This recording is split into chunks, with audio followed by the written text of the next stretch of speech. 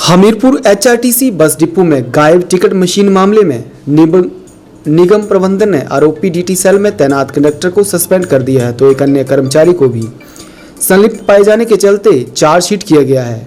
वहीं एचआरटीसी प्रबंधन ने गायब किए गए 54,000 रुपये भी कर्मचारी से रिकवर करके विभाग के पास जमा करवा दिए हैं। आपको बता दें कि उक्त कर्मचारी एचआरटीसी में पिछले करीब 6 साल से कार्यरत है और 3 साल से डीटी सेल में सेवारत था। निगम की ओर से वह सारी राशि भी आरोपी से रिकवर कर ली गई है, जो उसने इन मशीनों के माध्यम से गायब की थी। वहीं आरोपी कंडक्टर ने भी निगम के अधिकारियों के समक्ष अपनी गलती मान ली है।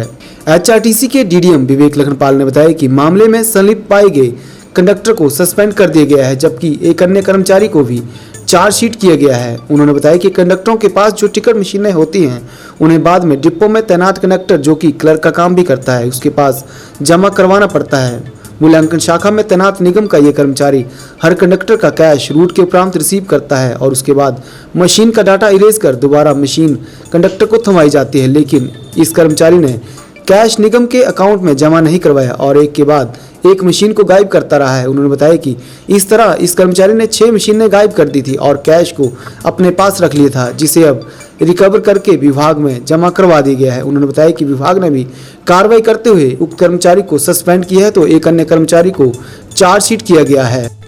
हाँ, ये कुछ दिन पहले हमने टिकटिंग मशीन्स की जो है फिज़िकल वेरिफिकेशन करना स्टार्ट हुई, क्योंकि कुछ मशीनें ज़्यादा ख़राब हो रही थी। तो इसमें आदेश दिए गए थे मेरे द्वारा कि इनकी फ़िज़िकल वेरिफिकेशन की जाए 100% मशीनों की, कि कितनी हमारी मशीनें ख़राब चल रही हैं, कितनी रिपेयर के लिए गई हुई हैं और कितनी कंडक्टर्स के पास इशू हुई हैं। तो जब इसकी फ़िज़िकल वेरिफिकेशन चल रही थी तो उसमें संज्ञान में आया कि 6 ऐसी मशीनें जो ट्रेस नहीं हो रही हैं। जब उनकी हिस्ट्री ट्रेस आउट करने की कोशिश की और ये देखा गया कि ये मशीनें किसको इशू हुई हैं, कौन सी तारीख को इशू हुई हैं और किसने इशू की हुई हैं, इन 3 मुद्दों के ऊपर जब फोकस किया गया तो ये 18 तारीख को हमें पता चल गया कि ये 6 मशीनें जो हैं किसको इशू हुई हैं और उन्होंने वापस आके किसके पास ये जमा करवाई गई हैं मशीनें। जब इसको डिटेल में खंगाला गया तो जो डिनोमिनेशन सेल में एक हमारे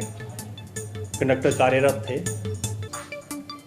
तो शक की सुई उनके ऊपर घूमी और जब उनसे पूछा गया कि ये मशीनें कहाँ हैं, तो उन्होंने बताया कि ये फ़लानी जगह पे उधर ही डिनोमिनेशन सेल में ही रैक के ऊपर जो है मशीनें जो है एक स्थान पे रखी गई थी। जब उन मशीनों को वहाँ से निकाला गया तो मशीनों में पाया गया कि इनमें कैश है। तो मोडस ऑपरेटी ये था कि कंडक्टर जो था कैश जमा कराया करता था कि, परंतु उसको मशीन को डाउनलोड नहीं किया जाता था। उस मशीन को गायब करके और जो उसमें कैश कंडक्टर के द्वारा दिया जाता था उसको, ये जिस एम्प्लॉई को हमने सस्पेंड किया हुआ है राहुल को, तो वो अपने पॉकेट में रख लेता था और उस कैश का यूज़ कर लेता था। कितना कैश था ये? तो टोटल ये अभी तक 54,000 रुपया टोटल हो गया हुआ था। तो इसी के मद्देनज़र रखते हुए इस कैश को हमने, हमारे को ये 19 तारीख को पता चला था कि टोटल कितना कैश है और किसने किया हुआ है, तो तुरंत कार्रवाई करते हुए उस कैश को जमा करवा लिया गया है उस कंडक्टर के से और उसको तुरंत प्रभाव से पिछले कल ही उसको सस्पेंड कर दिया है। जो डायरेक्ट इन्वॉल्वमेंट है इस केस में किसी की भी नहीं है, क्योंकि ये वन मैन शो ही बन के रह गया हुआ था। परंतु एक प्रोसीजर लैप्स होते हैं जो उस अनुभाग का अधिकारी था, जो इंचार्ज था डिनोमिनेशन सेल का, ये उसको भी पता होना चाहिए कि मेरी कितनी मशीनें ख़राब है और कितनी रूट पे गई हुई हैं और कितनी रिपेयर के लिए चली हुई हैं। तो उस चीज़ में जो उसका इंचार्ज है वो ड्यूटी करने में असमर्थ पाया गया, क्योंकि उसके ध्यान में पहले आना चाहिए था। इसमें इतनी तहकीकात करने की ज़रूरत ही नहीं पड़नी चाहिए थी, क्योंकि एक पर्टिकुलर रूट होता है, उसका कैश जमा होता है। जब वो कैश नहीं जमा हो रहा है आके, तो उसके ध्यान में होना चाहिए कि मेरा किस रूट का कैश जमा नहीं हुआ है।